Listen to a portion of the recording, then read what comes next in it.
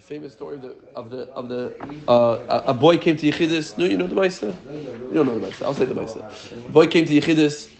He was going for. I don't know if he was an orphan or very troubled time at home, and the Rebbe, and basically it was release time, and one of the shluchim from release time brought this boy to the Rebbe. Release time. You know what release time is? Release time is basically yeshiva bachrim going and making Jewish classes in public schools. So they have it until today, but it started in like I think in the 60s. So this boy, so the Rebbe asked the boy if he has any talents. The boy asked the Rebbe that what's the purpose of I learned in my class we were learning about angels. What's the purpose of angels? Like what are angels? I forgot the details of the story, but basically the Rebbe asks him what are your talents? So he said, do you have any talents? He said, I like to paint. Right? So he said, do you know any famous painters? And the Rebbe actually said like Picasso, Matisse, Van Gogh. Like he started saying who do you like? So the boy answered, yeah, there's this particular painting of a beach and a sunset and a couple walking on there, and describes. I don't know if the Rebbe described it to him or the boy described it to the Rebbe. Basically, the Rebbe says, and how much how much would this painting go for if it was photographed? Meaning, if you just photograph a sunset, right? What is it in essence? It's a postcard, right? How much did you buy you go to Italy and you buy a postcard of a beautiful thing in Italy. How much is it called? $2.99, yeah, whatever it is. But that same scene, if it's painted by somebody, can go for millions of dollars, right? Depending on who the artist is. But even a regular artist who's not famous will still sell something for much more expensive than a photograph. Why? Because and the Rebbe says it should be the opposite. Should be the opposite. At the end of the day, the photograph is much more precise. Yeah. There's much more precision in a photograph. You take the picture, you snap it, and you see the whole thing. Whereas art, by definition, is lacking, and especially if Picasso is the reversal of the face. The nose is on the ear is on the eye. So the Rebbe says, what are you paying for? You're not paying for the image. You're paying for the person. So this is the difference between malachim and neshamas. The difference between angels and human beings. An angel fulfills his mission in life with utmost precision and exactness of what Hashem wants. But it's like a photograph. It's, so to speak, stuck in that picture. There's little interpretation. Whereas a painting is the humanness. It's the human being that you impose and implant on the canvas. And there's tremendous amount of mistakes. But through those mistakes, that's what makes the beauty. So the Rebbe said the same thing, that in our world, part of the journey of life is your imperfections, and knowing that you're really an artist. That's you're basically painting each scene of your life, and it comes with mistakes, and it comes with not getting the scene absolutely clear, and that's literally what makes the beauty and the value, the tremendous value of the painting over the photograph. To the king. You're almost dafka paying for the mistakes. Yeah. Wow. Weiter. Therefore, Amar Azal, as I just say, Birushalmi de Megillah, HaNeviim v'Aksuvim Asidim Libatul Megillat Esther v'Alachis Ein Asidim Libatul. Megillah Yerushalmi says that Neviim and Ksuvim Asidim Libatul, the books of Navi and the books of Nach in the future time will be batal, right? We don't know what batal means. They'll be cancelled. We won't have to learn them anymore. But Megillat Esther and Halachis will never be batal in the future. What is the idea here? It seems that we're saying that we don't have to learn. We only have to learn halacha and Megillat Esther. But anything outside of halacha and Megillat Esther, you don't have to learn. It's batal. It's cancelled. The idea is mashakasuv hanevim v'aksuv asim lidbatil ein pirushi yibatlu legamri. When the Gemara says that Nevi'im and Ksuvim, Nach, will be nullified, will be cancelled when Mashiach comes, we're not speaking about an actual cancellation or a complete nullification. V'lo yiyeh gilui hanevim klal, and there will be no revelation of these Nevi'im at all. Chas v'shalom, God forbid. Elo sheyiyeh or ein tzav baruch hu kol kach begilui rav ve'atzum. It's what we're trying to say is that the infinite light will be so revealed and so exposed at shegilei hanevim, to the point that the revelation of the Nevi'im, of the prophets, and their perception and their vision, will be inconsequential, like the inconsequentialness of a radiance of the sun compared to the sun itself. That's why he uses the term batal. Batal, right? Batal b'shishim. The milk is still there in the meat. It's just what? Is that it became melded together to the point that they're one entity. 1 in 59, it still exists. 1 in 60, batal b'shishim, that's it. It's not existent. But it is existing. You have to say that there's milk there. For sure there's milk there. But it's like milk is like the ray of the sun within the sun's orb. So of course Nach is there. Of course the Yeshaya and Yirmiyah, all of them will be able to learn it. But we're trying to say that the revelation that they experience in terms of their nevius will be so inconsequential, like the inconsequentialness of the ray of the sun within the sun. When Mashiach comes, surely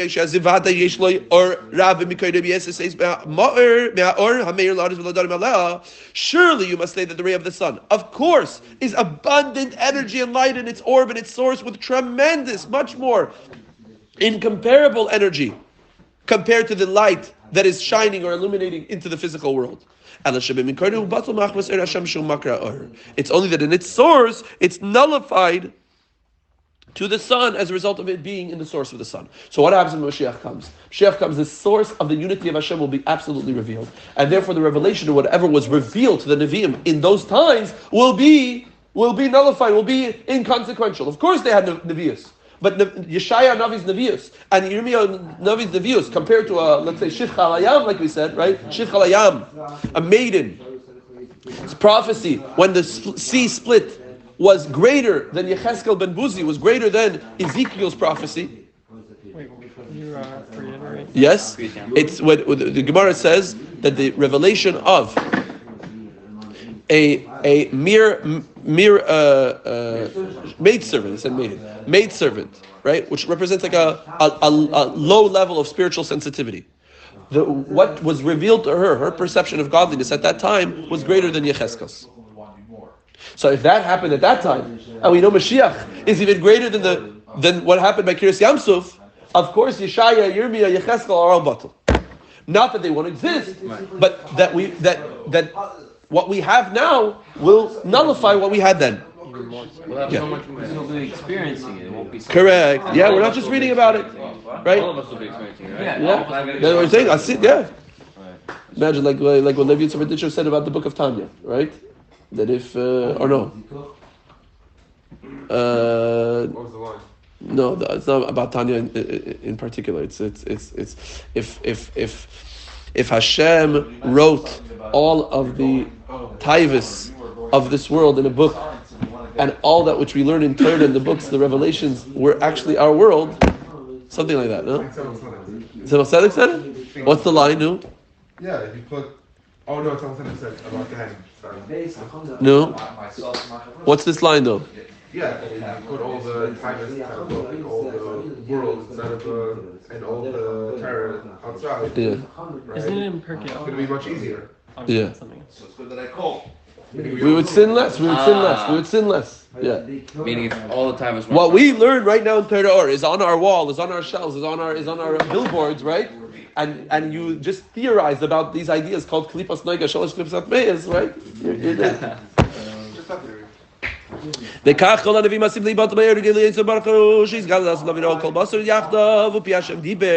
Being that all flesh will see that Hashem's mouth is speaking, therefore that's a revelation of the future. All of the Nevi'im will be absolutely batal compared to that revelation. That's the Chiddush. And nevertheless, Meggilat Esther will not be batal. What's pshat? The idea is, as our sages say, what makes Esther Hamalka or Meggilat Esther unique? That will be batal. But Yeshayahu Navi will be batal, Yecheskel will be batal, Yirmiyah will be batal. Because regarding Esther, it says, so put that on the shelf, we say, where do we find the idea or the word Esther in the Torah? Right? Everything has to be sourced in Torah Shebichsav. So Esther min ha-Torah minayin, dichsiv, v'anichi haster aster pana b'yemahu. Esther min ha-Torah, you know the Gemara? Megillah? No? Megillah, yeah. No, Haman min ha-Torah minayin, Mordechai min ha-Torah minayin. You know those? I don't remember. No? Okay. Haman min ha-Torah minayin, No, Haman from where in the Torah can you source Haman from? Hamin ha'etz, right? When Hashem says, "Did you eat from this tree?" Hamin ha'etz. Hamin is the same letters as Haman. Hamin ha'etz. Did you eat from this tree?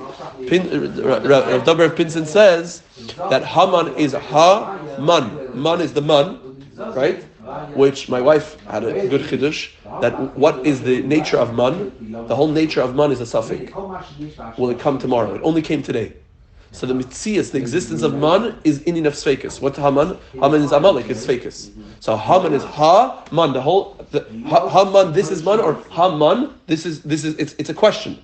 So Hamin ha'etz also is a question. Did you eat from this tree? Hamin ha'etz. I forgot the rest of the line. Hamin ha'etz. Did you eat from this tree? Because what's the mitzias of Haman is a question. It's to question your life, to question God's existence, to question your soul. It's doubting you. Yeah, Amalek is doubt. Hamin ha'etz. His whole mitzias is Haman. It's a question. Amalek is gematria Suffix. Yeah, that's exactly. Yeah. No, Mordechai min Torah minayin, Mordechai. Right, Mordechai min Torah minayin is Mordechai. Right, Mordechai is from the Ketores, right? Mordechai is Mordechai, crushed myrrh. Mordechai, Dachia is crushed myrrh. Myrrh is a spice which is coming from the musk from the neck of from the blood, the coagulated blood of the neck of a wild kosher animal. Yeah, but it itself is not kosher. And no, the blood is not. No, Rabbi Eliezer says it is. Oh, yeah. No, is that on Spotify? No. Did I send it out? Oh, should I do it now? I have 7 classes. Should I send it to you guys? Why? But it's before Megillah. Before. Okay, let's focus. So that you have Mordechai, you have Esther, Achashverosh, something else. Achrin V'Nishan Shaloi, I think. Achrin V'Nishan Shaloi, I forgot. And then Esther ben Atori Minayin. Where does Esther come from? Haster Anochi Haster Aster Pana B'Yemahu. I will surely conceal my face on that day. Shashchina Mistateres Begalus B'Bichinas B'Yemahu. What's B'Yemahu versus B'Yemazeh? No. B'Yom is revelation, and Zeh is revelation. Zeh Keli V'Avedu. So you have double revelation. By Yoimahu, the revelation is there, but it's in a manner of Hahu. It's not Zeh. I can't point to it. It's over there. I know it's revealed, but it's concealed over there. That the Shechina, the divine presence, is concealed in exile on that day implying that it's hidden worlds that are not revealed.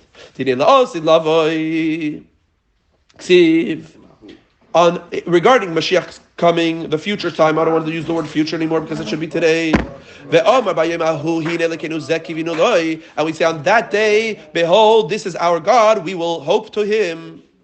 Right, which we said in the other Maamar, I think on Shabbos, Kivinu Loi. What does Kivinu Loi mean? Not hope to Him, but rather Kivinu Loi, that the Jews make for Him Kavim, that the Chesed Gvura Tiferes, right? That one of the Kavim of Hashem is Torah Avodah Gemilos Chasadim. Shebichinas who, bichinas sasim. What's who? Who is the idea of concealment? Yiyeh bebichinas zeh. Right? Bayomahu hine lekeinu zeh. On that day, which will be such an immense amount of revelation, we will cause that which is usually who, that we can't access, that is not revealed, that is not exposed. And lekeinu will become zeh, will become revealed. It will be revealed as if you're right here. Because only when you're right here I can say Zeh Keilin Ve'avehu.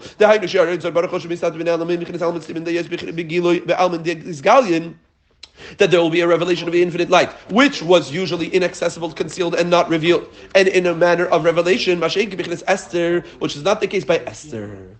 Esther, I will surely conceal my face even on that day. What's that day? Even on that day, when Mashiach comes on that day, other things will be revealed and exposed, but Esther is so profound, is so unique, is so such a sophisticated level of godliness. She will still remain concealed. There will still be a level of concealment because she comes from the level called stima de kol stimin. the blocks from all blockages, concealed from all concealments. That's mamish the essence of Hashem. That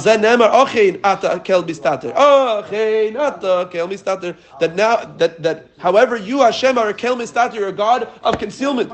You're incredible at playing hide and go seek. Being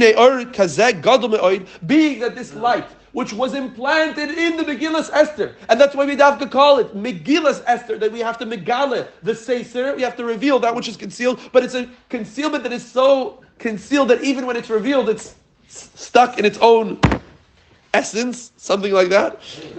Or because it's so great, it's so vast, it's such it's immensely charged.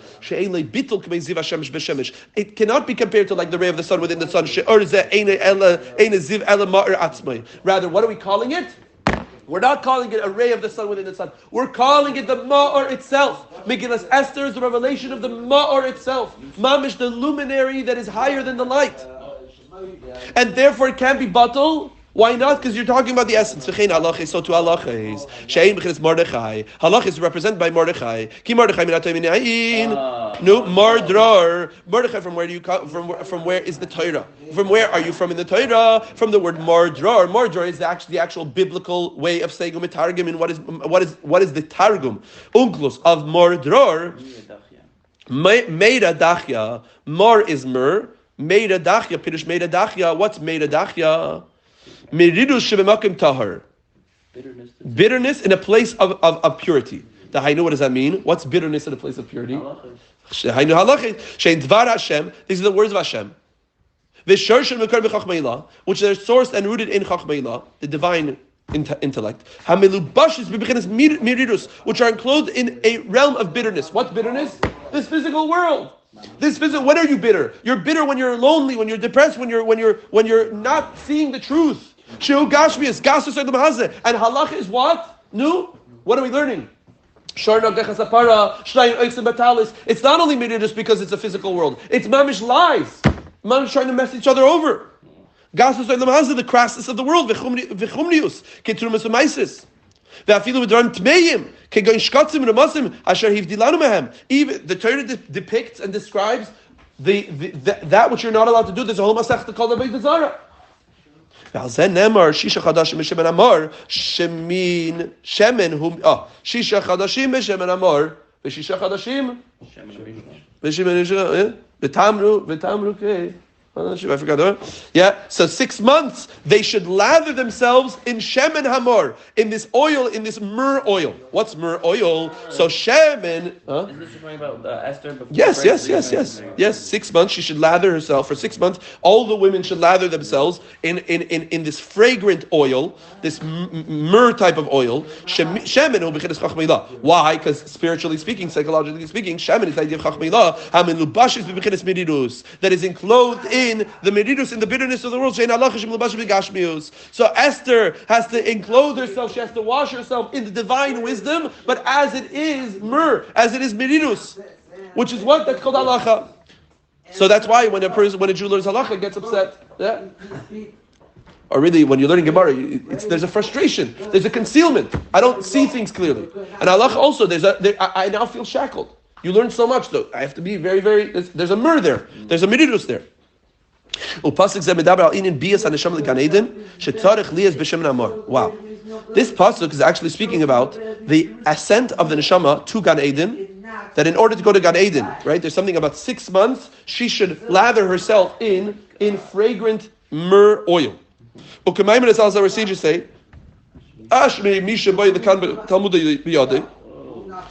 fortunate is the one who comes here and his Talmud is in his hands.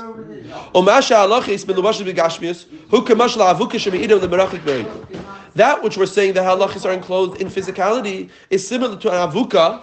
What's an avuka? A furnace. What do you say? An avuka is a furnace that is shining to a very, very far place. Right? As opposed to a candle. A furnace shines. A candle, you're just trying to make light here. Right? A furnace, is you're trying to generate heat and warmth and light in an abundant way.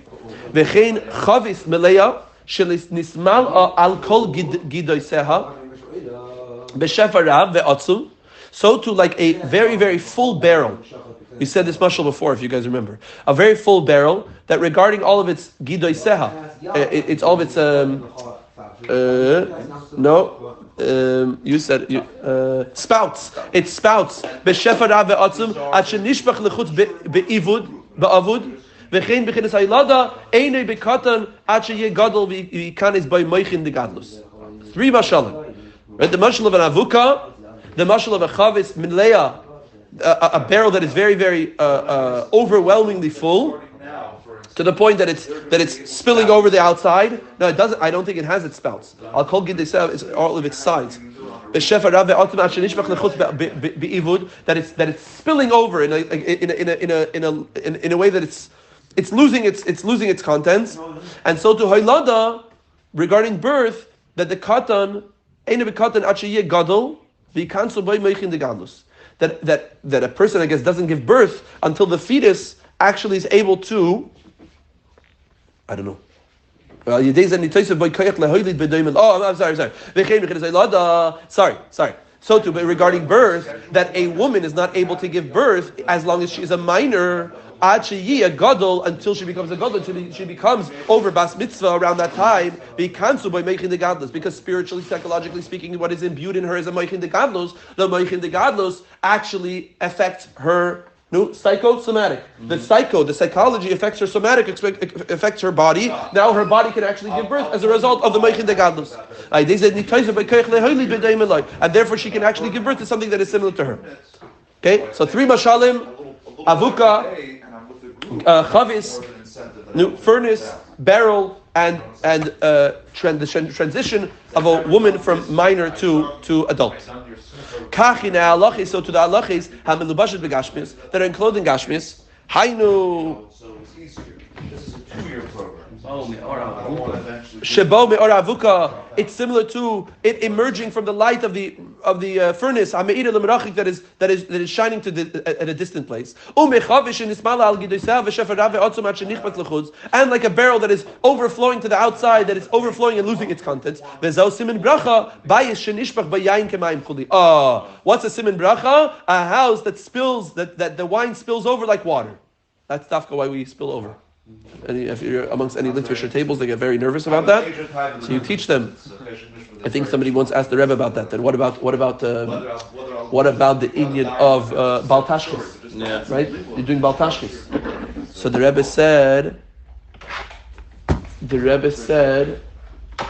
that it's only Bal Tashchis if it's not a Hiddur mitzvah. But if you're mahadring the mitzvah by saying that you're overflowing as long as there's exactly on the edge, so you just need the wine to fill the cup. That's it. That's all you need. But a hiddur mitzvah is that you have excess of wine. It shows on the union of hiddur, not the union of tashchis. It shows on the union of beautification of the mitzvah, not your wasting. Chas v'shalom. Adarabba, it's wasting. It's a hiddur because it overflows. So the overflow itself is an expression of the beautification of the mitzvah, not a wasting, God forbid. This illumination and revelation, begashmis in a physical way, moving makar or we understand the source of the light and its source. Thank you very much for your time. Extending from a great furnace. Even though you light the candle in its place, wow.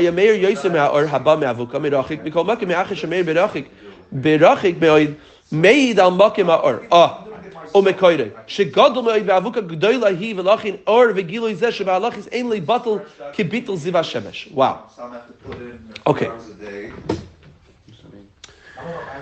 Even though you're lighting a candle in its place, and the candle's able to shine and illuminate that particular place, the sign of an avuka is not about what you lit, but about how distant it shines. So too, the fact that the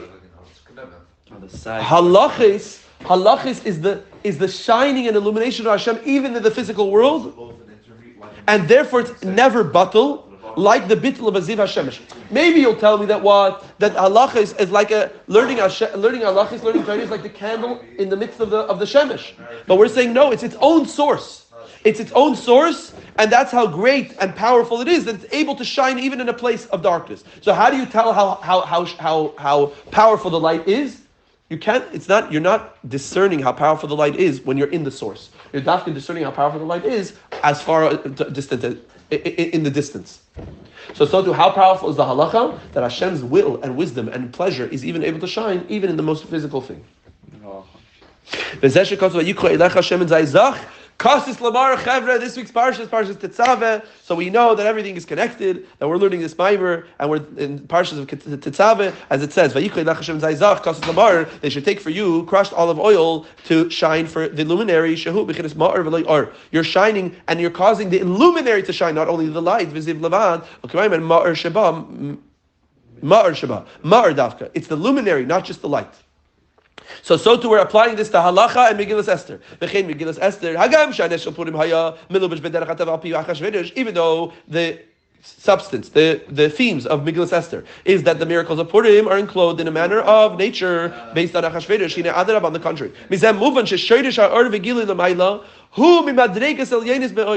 we understand that Davka, a nest that is melubish and teva, is actually even eclipsing and trumps a nest that is higher than nature. Because to utilize nature and not shatter the boundaries of nature is much deeper. How do we know? Because the furnace, right? It's not about you burning the house. The more distant it can shine, the greater you can tell how much power it has. So too, the greater Hashem's energy can shine. Where? Not in shattering the conditions of creation, but rather in the nature itself. You didn't shatter anything. And this is from the deepest places. And just like the light of the furnace and the wine contents of the barrel, which is overfilling, that is spilling over from all sides to the outside, right? Basically, I'm showing my wealth, right? That's the word. I'm showing how wealthy are you that I even have barrels of wine that are spilling over, right? Like we said, that simin bracha by shenishbach by yain kemayim, right? The simin bracha, how do you know somebody's wealthy, right? Even in your mind, that yain is spilling like water. So too, Hashem's wealth is manifest in the deepest way. Dafkin the halachis, that it's spilling over even to the physical world. It has a little bit of it, or a lot of it. Therefore, it's written, these days of Purim will never be abrogated from the midst of the Jewish people. Right? It will have it forever. In order to initiate such tremendous revelation, that this day will never be nullified, that there will be no cancellation. It will not be limited like the Ziv, like the prophecies, right, that are like the Ziv. Amru Yisrael b'shas Matan Torah, the Jewish people had to say by Matan Torah, Nasa v'nishma. We will do, i.e. the mitzvahs, halaches, v'nishma, that will understand, i.e. the Torah. Who in bitul haratzin, the bal haratzin atzmai, this is the nullification of your will to the master of the will. Shazau in nasa, right, nasa, let us do, shayu muchanim lasis terem yishmu, that we were prepared to perform, to do the actions, i.e. to initiate and to draw down the endless will of God, even before we learn Torah. Yishmu, shu b'chinas ha'ala,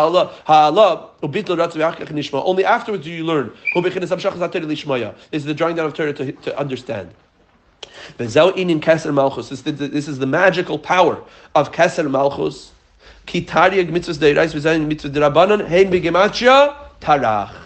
Tarach, the letters Tarach, 620, 630 commandments, plus 7 mitzvahs derabanan, which what is the one of the mitzvahs derabanan? Is Meggilat Esther, equals 620. 620, Tarach is Keser.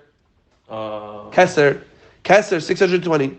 V'zau Tarach amudei or. Mystically speaking, there are 620 pillars of light, Shebet Keser, within the faculty of Keser, of the divine pleasure and will. Why do we call them 620 pillars? Like a pillar, almost like an elevator that ascends and descends, that allows you to ascend and descend. That's the will of Hashem manifest in the mitzvahs, that they are the 620 pillars of light that are creating a fusion, a connection between the ceiling of godly existence and the floor of the earth. So to the transmission of Torah and its mitzvahs as we draw down from the most profound, deepest places of the infinite light, mamish, literally, lemakim nabach, to the lowliest of places, moed, hu ha'elam hazeh hashaf al-gashmi, to the physical world. Akol ha'beis b'chinas levush malchus v'keser malchus, these two facets, these two experiences of levush malchus, the clothing of reality, and keser malchus, the crown of kingship, adayin tzrichim leb'chinas sus, they all need a horse. Those were the two other things. You need a sus asher rachav alav hamelech.